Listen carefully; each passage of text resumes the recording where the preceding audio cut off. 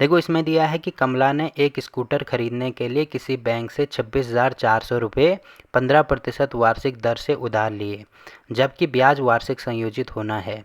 2 वर्ष और 4 महीने के अंत में उधार चुकता करने के लिए उसे कितनी राशि का भुगतान करना पड़ेगा, ये हमें निकालना है। अब देखो इसमें हमें निकालना है कि कितनी राशि का भुगतान इसको कुल करना पड़ेगा, यानी मुझे उसमें कुल राशि निकालनी है। तो कुल राशि का फॉर्मूला तो मैंने आपको बताया है। कुल राशि बराबर क्या होता है, देखो इसको कैपिटल ए से डिनोट किया जाता है क्योंकि इसको अंग्रेजी में कहते हैं अमाउंट, और अमाउंट का जो ए है उसीलिए इसको ए से डिनोट किया जाता है शॉर्ट में। ठीक है, ये आपको ध्यान रखना है। अब देखो ए बराबर होता है पी इंटू 1+r/100। ठीक है, और इसकी घात यहाँ पे होती है n। तो ये मैंने आपको फॉर्मूला पिछले वाले क्वेश्चन में बताया था। अब यहाँ पे p हमें दिया है, p का मतलब होता है मूलधन, मतलब जो रुपए इसमें दिए हैं। तो रुपए हमें दिए हैं यहाँ पे 26,400 के बराबर। ठीक है, r का मतलब होता है रेट ऑफ इंटरेस्ट, या इसको हिंदी में बोला जाता है दर। दर हमें दी है 15%, तो यहाँ पे हो जाएगा 15%। और n की वैल्यू हमें दिया है साल, साल या वर्ष हम कह सकते हैं। देखो कितना दिया है, 2 वर्ष और 4 महीने। तो यहाँ पे मैं लिख देता हूँ 2 साल और 4 मंथ। अब देखो या तो इसको साल में बदल दो या तो इसको महीने में बदल दो, क्योंकि इसमें वार्षिक हमें निकालना है। तो ये जो 4 महीने हैं ना, इसको मुझे किस में चेंज करना होगा, वार्षिक में चेंज करना होगा।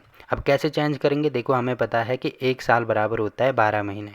अब 1 महीने की वैल्यू निकालनी है तो इसको इधर लेके आएंगे, 12 को इधर लेके आएंगे, तो ये हो जाएगा 1/12 साल बराबर 1 महीने। अब क्योंकि 4 महीने का मान निकालना है तो यहाँ भी 4 से गुणा कर दो, यहाँ भी 4 से गुणा कर दो। तो यहाँ पे मैं लिख सकता हूँ 4 × 1 मतलब 4 महीने बराबर हो जाएगा 4/12 साल।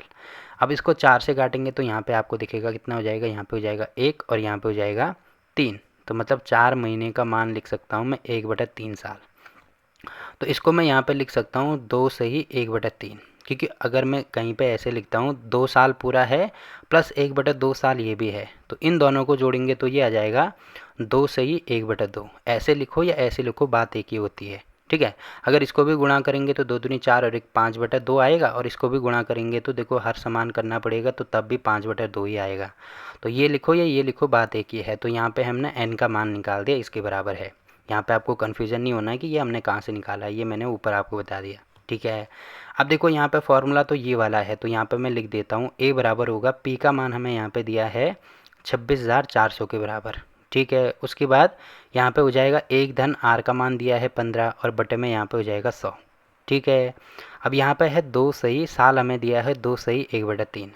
अब देखो इसको करने के 2 तरीके हैं। 2 तरीके कौन कौन से हो सकते हैं, एक तो यहाँ पे हमें दिया है कि पहले हम पूरे 2 साल का निकालेंगे, उसके बाद 4/12 का हम साधारण ब्याज निकालेंगे। आपको ऐसे भी कर सकते हैं, मतलब ये वाला तरीका भी मैं आपको बताऊंगा, पहले ये वाला तरीका बता देता हूँ। अब देखो कहीं पे अगर 2 का वर्ग होता तो उसको मैं 2 × 2 लिख सकता हूँ। अब यहाँ पे घात तो पूरी नहीं है ना, तो पूरी नहीं होने का मतलब इसको मैं ऐसे लिख सकता हूँ 2 + 1/3, क्योंकि मैंने अभी आपको बोला, ये चीज़ बोली है ना, 2 लिखो या 2 + 1/3 लिखो, एक ही बात होती है। तो यहाँ पे सेम टू सेम इसको मैं अलग अलग कर सकता हूँ। तो यहाँ पे मैंने इसके बदले यहाँ पे ऐसे लिख दिया 26,400 इंटू 1 प्लस यहाँ पे लिख दो 15/100। अब ये जो पूरा 2 है इसको अलग कर दो, और इसके साथ में क्योंकि इसी की घात है ना ये, तो यहाँ पे 1 + 15/100 जो है उसको अलग कर दो, ये हो जाएगा 1/3।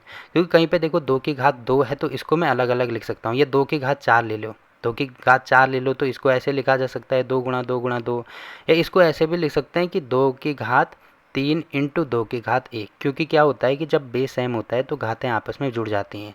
तो देखो यहाँ पे ये बेस सेम है तो इनको हम आपस में जोड़ के यही लिख सकते हैं। ठीक है, अब यहाँ पे ये हो जाएगा 26,400 इंटू, अब देखो इसका गुणा इसके साथ में करेंगे तो ये हो जाएगा यहाँ पे 115। ये तो आपको पता ही होगा क्योंकि मैंने आपको क्या बताया था इससे पहले, या ऐसे समझ सकते हैं कि यहाँ पे भिन्न है, भिन्न को हर समान करके ये हमारा निकला, तो ये हो जाएगा इसका वर्ग। अब यहाँ पे क्या होता है, इसकी घात 1/3 है, तो 1/3 का गुणा इसके साथ में होता है, तो इसको मैं लिख सकता हूँ 1 + 15 में ये हो जाएगा 100 गुणा यहाँ पे हो जाएगा 1/3।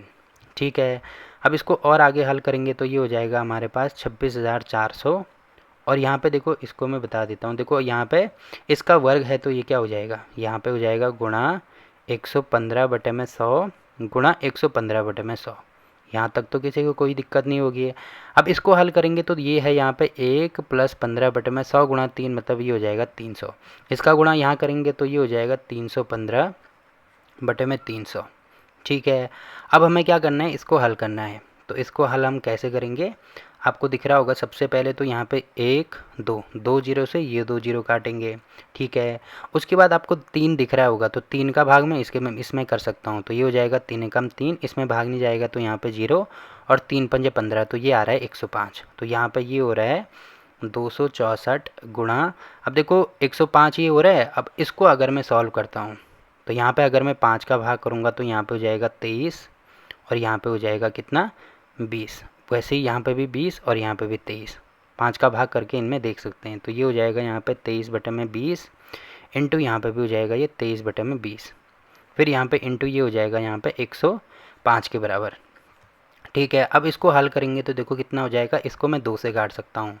तो यहाँ पे हो जाएगा 10, और यहाँ पे हो जाएगा 2 एकम 2, 3 दूनी 6, और यहाँ पे 2।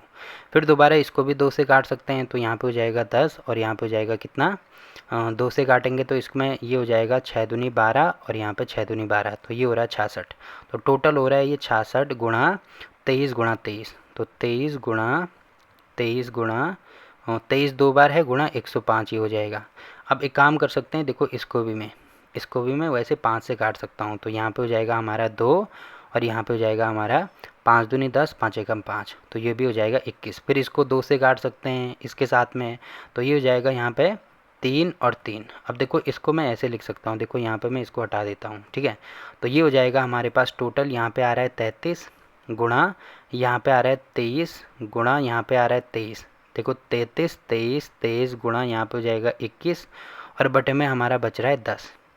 तो देखो अगर हम इन तीनों को गुणा करेंगे तो यहाँ पे मैं डायरेक्ट लिख रहा हूँ, तो ये हो जाएगा यहाँ पे 36 65 9 7, इनको गुणा करके ये आएगा, और बटे में 10 है तो यहाँ पे लिख देना। अब देखो इसका मतलब दशमलव अभी यहाँ पे है, क्योंकि कहीं पे 5 लिखो या 5.0 लिखो एक ही बात होती है।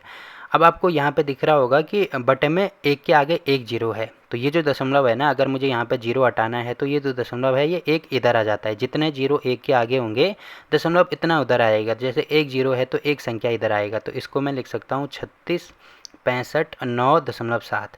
तो इतना रुपये हमारा हो जाएगा, क्योंकि यही चीज़ हमें निकालनी थी। देखो क्वेश्चन में आपको दिख रहा होगा हमें क्या निकालना है, कितनी राशि का भुगतान करना पड़ेगा, जो कि हमने ए का मान निकालना है।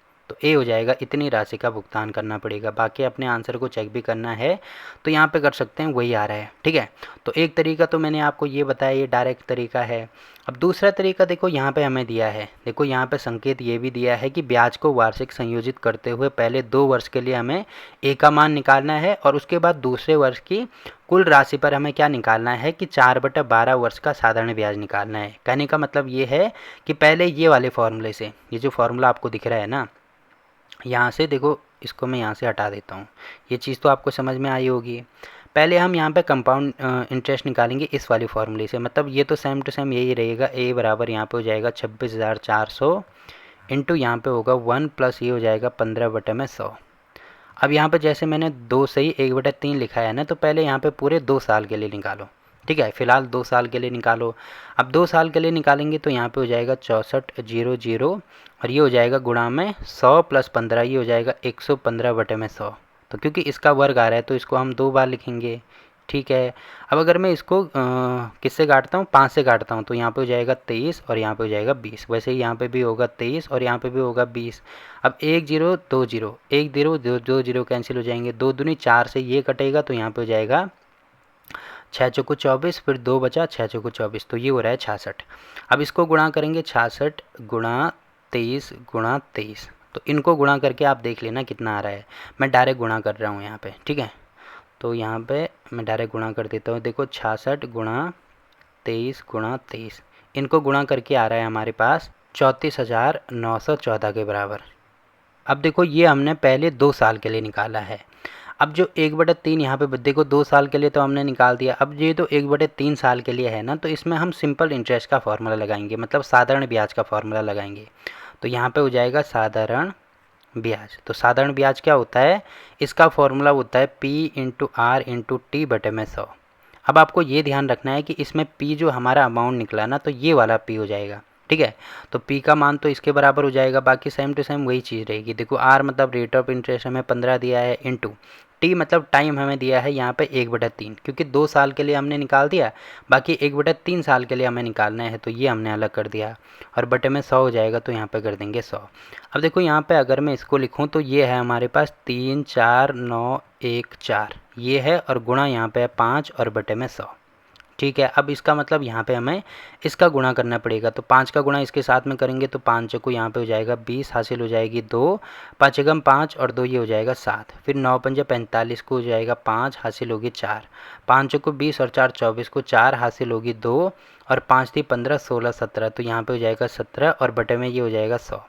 अब देखो यहाँ पे एक के आगे 2 जीरो हैं, मतलब दशमलव अभी यहाँ है, तो 2 जीरो मतलब दशमलव के 2 स्थान, तो एक संख्या 2 स्थान यहाँ पे आ जाएगा, तो ये हो जाएगा यहाँ पे 1745.7। अब देखो ये आया हमारा सिंपल इंटरेस्ट। तो अगर मुझे टोटल अमाउंट निकालना है तो ये हो जाएगा हमारा पहले वाला अमाउंट कितना है 34,914, ये हमने पहले निकाला जो कि हमने 2 साल के लिए निकाला था। धन 1/3 साल के लिए हमारा कितना निकला 1745.7 ये निकला। अब इन दोनों को जोड़ेंगे तो ये आ जाएगा यहाँ पे 0.7, 5 और 4 ये हो जाएगा 9, फिर 4 और 1 ये हो जाएगा 5, फिर 9 और 7 कितना हो जाएगा 9 और 7 16 को ये हो जाएगा 6, और 4 और 1 5 और 1 ये हो जाएगा 6, और 3 को यहाँ पे 3 ही रहेगा, तो इसका मतलब 36,659.7। देखो वही चीज़ आ रही है ना जो हमने यहाँ पे निकाला है। तो इसको करने के 2 तरीके हैं, जो भी तरीका आपको अच्छा लगे उससे आप कर सकते हैं। देखो इससे हम डायरेक्ट आंसर निकाल सकते हैं, बट इससे थोड़ा लंबा प्रोसेस है, इसमें आपको साधारण ब्याज भी निकालना होगा, फिर इन दोनों को जोड़ना होगा, तब हमारा उत्तर आएगा। ठीक, तो ये वाला क्वेश्चन भी यहाँ पे कंप्लीट होता है।